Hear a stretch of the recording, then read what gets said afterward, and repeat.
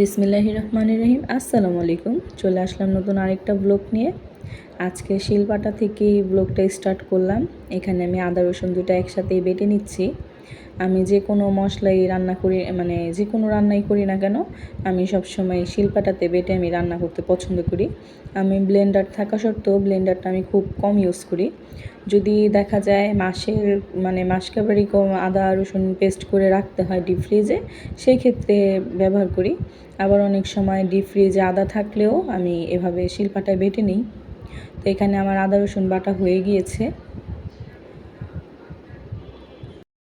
তারপর তো আমি মাংসটা ধুয়ে এখানে মশলাপাতি দিয়ে নিচ্ছি। তো আদা বেটে আদাটা দিয়ে নিলাম।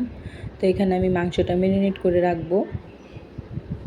আমি এক এক সময় এক এক রকম রান্না করি। আমি সবসময় এক স্টাইলে রান্না করতে আমি রান্না করি না। আমার যখন যেভাবে ভাল লাগে আমি সেভাবে রান্না করার চেষ্টা করি। তো এখানে মাংসটাকে ম্যারিনেট করে নিচ্ছিলাম।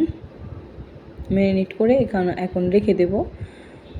কিছুক্ষণ পর এটাকে রান্না করব। আমি তেমন মশলা দিইনি, একদম সিম্পলিভাবে আমি মাংস রান্না করি।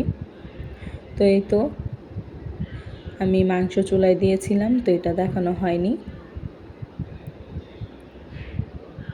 তো আমার ভাই ক্যামেরার সামনে আসছিল, ও আবার মাংস কষালে ও বাটি নিয়ে এসে দাঁড়ায় যে আমাকে এক পিস দে, বা আম্মুকে বলে আম্মু আমাকে এক পিস দাও। তো আমি ওকে দেখাচ্ছিলাম যে এই পিসটা খাবি নাকি। তারপর আজকে তো গরুর মাংস রান্না করব ঝোল ঝোল করে, তেমন ঝোল হবে না, গামাখা ঝোল হবে।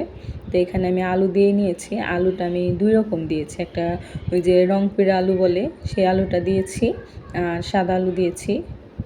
তো ওই আলুটা আছিলাই দিয়েছি।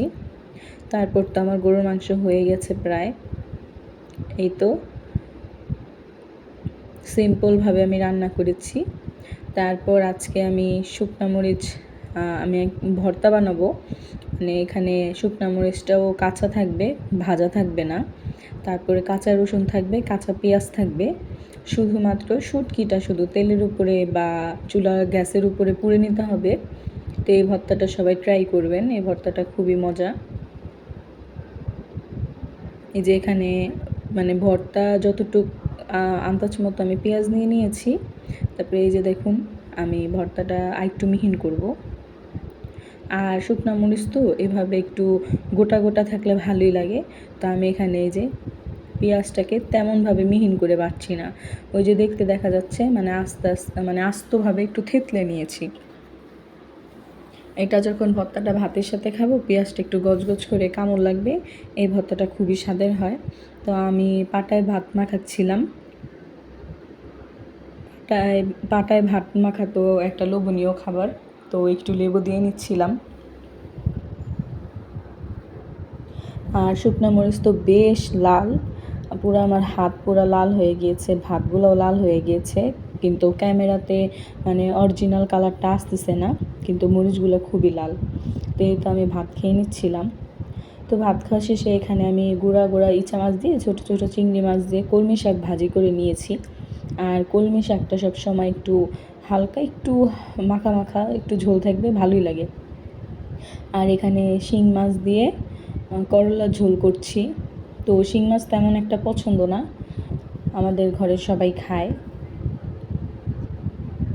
তো এখানে আমি শিং মাছটা নেড়ে নিচ্ছি। তো আজকে ছিল এই পর্যন্ত, কি দেখা হবে নতুন আরেকটি ভিডিওতে।